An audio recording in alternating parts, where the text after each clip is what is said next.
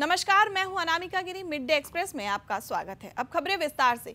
Shri Ram airport से अयोध्या धाम railway station तक प्रधानमंत्री नरेंद्र मोदी 30 दिसंबर को रोड शो करने वाले हैं। प्रशासन, जनप्रतिनिधियों और भाजपा संगठन की शनिवार यानी आज के दिन होने वाली संयुक्त बैठक में इसकी तैयारी की रूपरेखा बनाई जा रही है। शुक्रवार की देर शाम भाजपा कार्यालय पर जिला संगठन की बैठक हुई।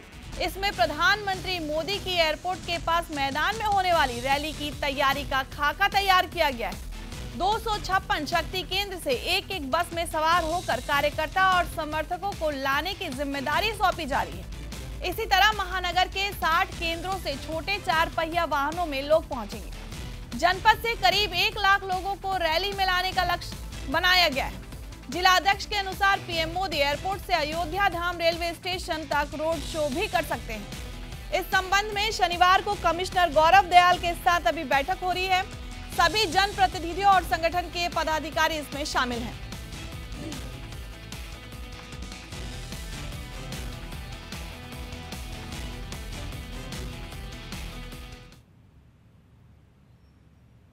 एक बार फिर बात होगी अयोध्या की, जहां 30 दिसंबर को ही अयोध्या में 22 जनवरी की झलक दिखने को मिलेगा।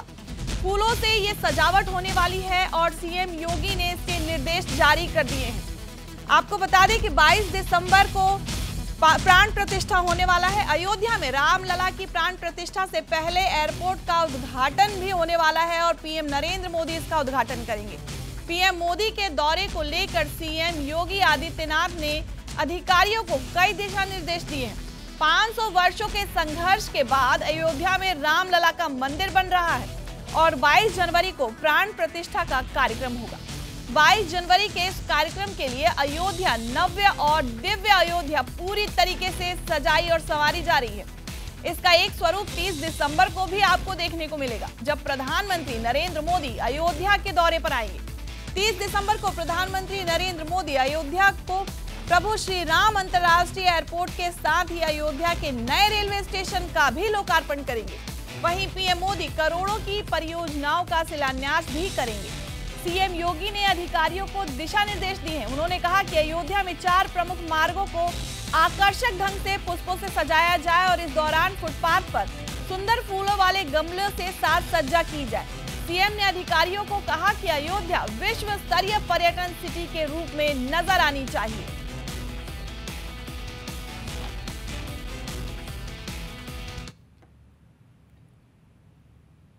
श्री राम एयरपोर्ट में एक नया विवाद सामने आया है। मानदेय न मिलने का आरोप लगाते हुए सुरक्षा कर्मियों ने प्रदर्शन किया है। आपको बता दें कि सुरक्षा कर्मियों ने प्रदर्शन किया है। श्री राम एयरपोर्ट अयोध्या की हम बात कर रहे हैं, जहां पर अयोध्या के श्री राम एयरपोर्ट पे एक नया विवाद सामने आया है। मानदेय न मिलने का आरोप लगाते हुए सुरक्षा कर्मियों ने प्रदर्शन किया है। 30 दिसंबर को श्री राम एयरपोर्ट का उद्घाटन प्रधानमंत्री नरेंद्र मोदी के द्वारा कराया जाना है, जिसकी तैयारी को लेकर गुरुवार को मुख्यमंत्री योगी आदित्यनाथ ने जिले का दौरा किया था। मुख्यमंत्री के जाने के बाद प्राइवेट सुरक्षा कर्मियों ने प्रदर्शन किया। दुर्गेश यादव ने बताया कि अधिकारी कहते हैं कि ड्यूटी करिए लेकिन पैसा मत मांगिए। 3 महीने काम किया, 1 महीने 20 दिन का मानदेय अभी तक नहीं मिला है। फर्स्ट चॉइस कंपनी के हेड रतन शुक्ला के अंडर में हम सभी काम करते हैं। हम सभी गुरुवार की रात से धरने पर बैठे हैं। सचिन सिंह ने कहा कि पेमेंट के लिए कंपनी लगातार अगली तारीख दे रही है। जब कंपनी से जुड़े लोगों से बात की जाती है तो वो कहते हैं कि काम करना है तो करो, नहीं तो छोड़ दो। अक्टूबर से हम सभी काम कर रहे हैं। यहाँ 40 से 50 गार्ड काम करते हैं। कंपनी का पेमेंट हो गया है लेकिन वो पेमेंट नहीं देना चाहती। अब प्राइवेट सुरक्षा कर्मियों की जरूरत उनकी खत्म हो गई है, जिसका लाभ अब कंपनी उठाना चाहती है। समस्या ये है कि हमारे यहाँ पेमेंट रोकी गई है और सर जो हमारे मेन अधिकारी जो हैं वो हमसे बहुत बदतमीजी से बात कर रहे हैं। बदतमीजी उनकी यहाँ तक बढ़ गई है कि यहाँ आप ड्यूटी करिए, बस पैसा ना मांगिए।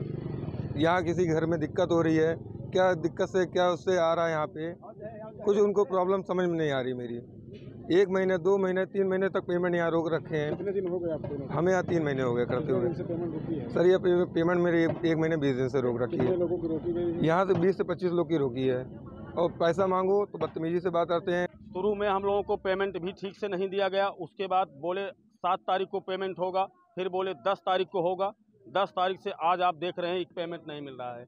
उनसे बात किया जाता है तो ये कहते हैं कि काम करना है तो करो, नहीं तो यहाँ छोड़ के चले जाओ। पैसा देने के लिए वो राजी नहीं है, उल्टा सीधा बोलते हैं फ़ोन पर। कोरोना संक्रमण एक बार फिर से दुनिया को डरा रहा है। कोरोना संक्रमित की संख्या तेजी से बढ़ रही है। अब विश्व स्वास्थ्य संगठन यानी WHO ने कहा है कि बीते एक महीने में दुनिया भर में कोरोना संक्रमण के मामले 52% तक बढ़ गए हैं। दुनिया भर में कोरोना के कुल 8,50,000 नए मामले सामने आए हैं। इस दौरान दुनिया भर में कोरोना संक्रमण से 3,000 लोगों की मौत हुई है। हालांकि मरने वालों के आंकड़े में बीते एक महीने में 8% की कमी जरूर आई है, लेकिन 17 दिसंबर तक दुनिया भर में कोरोना संक्रमितों की संख्या कुल 77 करोड़ से ज्यादा हो चुकी है। वहीं 70 लाख लोगों की अभी तक कोरोना संक्रमण से जान चली गई है। विश्व स्वास्थ्य संगठन का कहना है कि कोरोना के मामले में वैश्विक स्तर पे 23% की बढ़ोतरी हुई है। वहीं ICU में मरीजों के भर्ती होने में 51% का उछाल आया है। I remember that the first wave of COVID started from Kerala. So I'm really worried that it should not repeat. Therefore, enough precaution has to be taken by the Kerala state, and the borders has to be checked properly, and everybody should start wearing the masks.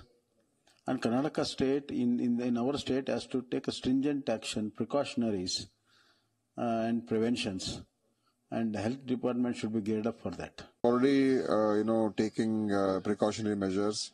We have told to increase testing in all the hospitals and health centers. Who is coming with the symptoms of cough and flu and other COVID-like symptoms, respiratory infections, whatever that is there.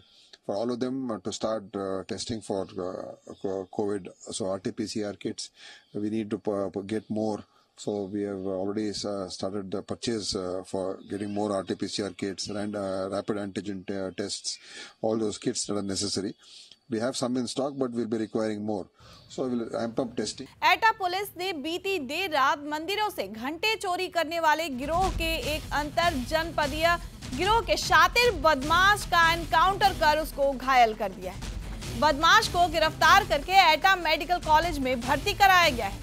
थाना अलीगंज क्षेत्र में एक शातिर बदमाश police मुठभेड़ में पैर में गोली लगने से घायल होने के बाद पुलिस ने गिरफ्तार कर उसे कब्जे में ले लिया है। मंदिरों से चोरी किए गए घंटे बरामद किए गए हैं। अभियुक्त के कब्जे से एक तमंचा, 3 जिंदा व 2 खोखा कारतूस और एक बिना नंबर प्लेट की स्कूटी बरामद की गई। वहीं 13 पीतल के छोटे घंटे बरामद किए गए। छोटे और बड़े घंटे मिलाकर 13 पीतल के घंटे बरामद किए गए हैं। बीती रात्रि में थाना अलीगंज पुलिस के द्वारा मुखबिर की सूचना पर ईदगाह रोड सरौट तिराहा के पास करीब 11:45 पर बिना नंबर प्लेट की स्कूटी पर सवार एक शातिर बदमाश को पुलिस ने मुठभेड़ में गिरफ्तार कर लिया।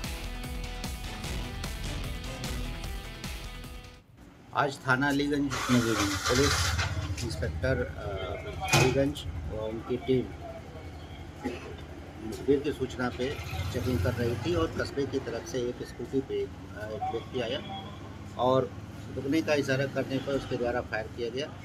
आत्मरक्षार्थ की गई फायरिंग में एक बदमाश घायल हुआ जिसका नाम माजिद है और ये अलीगंज में पिछले 4 दिनों में छोटे छोटे मंदिरों से घंटे चोरी कर रहा था और इस मामले में वांछित चल रहा था। इसकी आज गिरफ्तारी की गई। इसके पास एक तमंचा, कारतूस, खोखा कारतूस आदि बरामद हुए हैं और इस पुलिस कार्रवाई के लिए इनको पुलिस टीम को 25,000 का इनाम जो है पुलिस वरिष्ठ। 2 दिवसीय कानपुर फूड कार्निवल का आज से आयोजन होने जा रहा है। कानपुर वासियों को स्वादिष्ट लजीज व्यंजन चखने को मिलेगा। स्पोर्ट्स और सिंगिंग डांसिंग के साथ पॉप सिंगर टोनी कक्कर के गानों पर भी झूमने को मिलेगा। जेएमडी के सहयोग से 2 दिवसीय कानपुर फूड कार्निवल का आयोजन किया जा रहा है। मोती झील लॉन में 23 और 24 दिसंबर को हो रहे इस कार्निवल इवेंट में सैकड़ों स्टॉल लगाए जाएंगे। बच्चों से लेकर बूढ़े तक स्पोर्ट्स का लुत्फ उठाएंगे। साथ ही शाम को डीजे नाइट्स पर सांस्कृतिक कार्यक्रमों के बीच पॉप सिंगर टोनी कक्कर शहरवासियों को हिप हॉप गाकर झुमाएंगे। कानपुर शहर आए टोनी कक्कर से प्रेस वार्ता की गई। आइए देखते हैं उन्होंने क्या कुछ कहा। Maybe you are that great, you know, और हर इंसान, जैसे प्रियंका इस शहर की विशेषताएं ये यहाँ से आती हैं और वहाँ आके मुंबई आके इन्होंने इतना अच्छा कमाल का गाना गाया बैलेंसियागा, जो कि वर्ल्ड वाइड इतना पॉपुलर हुआ है। तो आई थिंक ऐसे छोटी छोटी चीज़ें छुपी होती हैं हर शहर में, हर जगह पे, तो वहाँ के लोग ही उसको ख़ास बनाते हैं। जी मैं यही कहना चाहूँगा, थैंक यू सो मच। आप लोग बहुत प्यार देते हैं और जब इतने मिलियंस में इतने करोड़ों व्यूज़, करोड़ों स्ट्रीम्स हम लोगों को मिलते हैं तो वो बहुत ज़्यादा मायने रखता है हमारे लिए, क्योंकि सराहना एक ऐसी चीज़ है जिसके लिए आई थिंक इंसान काम करता है और वो मिलती है तो उससे बड़ी कोई बात नहीं है। ग्रेटर नोएडा के थाना बीटा 2 में बाइकर्स गैंग और गाड़ियों ने आतंक मचा रखा है। भीड़ भाड़ वाले इलाके में कमर्शियल मार्केट में बाइकर्स और गाड़ियों का गैंग रोजाना उत्पात मचा रहा है। पुलिस की मौजूदगी नहीं होने की वजह से हुड़दंगियों के हौसले बुलंद हो गए हैं। सैकड़ों लोगों की जान के साथ खिलवाड़ हो रहा है। तस्वीरों में दिख रही इस गाड़ी में कई चक्कर चौराहे के लगाए और मौके से फरार हो गए। इसके अलावा सेक्टर में बुलेट गैंग का भी आतंक है, जो कि गोली चलने जैसी आवाज निकालकर लोगों को डराते हैं, स्टंटबाजी करते हैं। हुड़दंगियों का ये वीडियो सोशल मीडिया पर खूब वायरल हुआ, जिसके बाद पुलिस आरोपियों की तलाश में जुट गई है। लेकिन पुलिस की मौजूदगी नहीं होने की वजह से इस तरह की गुंडागर्दी हो रही है।